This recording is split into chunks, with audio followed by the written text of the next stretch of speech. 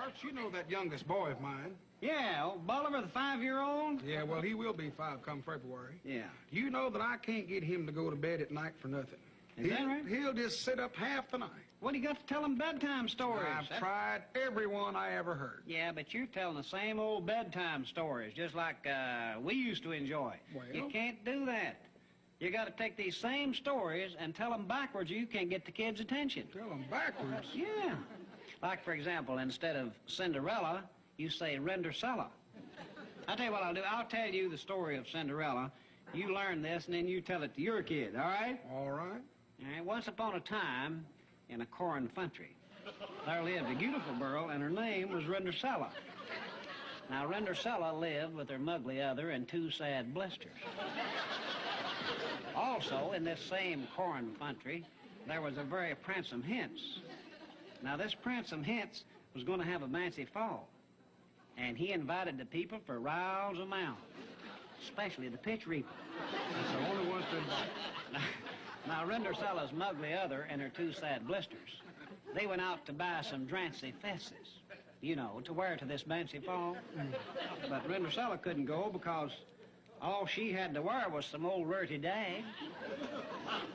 So finally, the night of the fancy fall arrived, and Rendercella couldn't go, so she just cat down and shrived. She cat down and shrived? Yeah, right down there and shrived.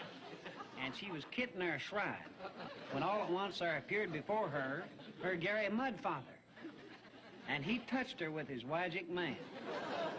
And there appeared before her a keg, boach, and Hicks white saucer, you know, to take her to the fancy fall.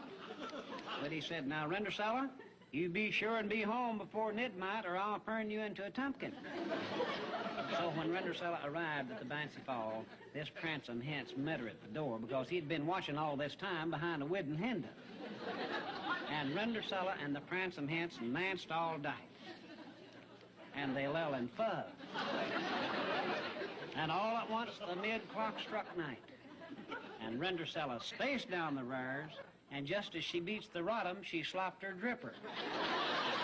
She slopped her dripper? Yes, sir. So the next day, this pransome hince went all over this corn country looking for the beautiful girl who had slopped her dripper. Finally, he came to Rendercella's house.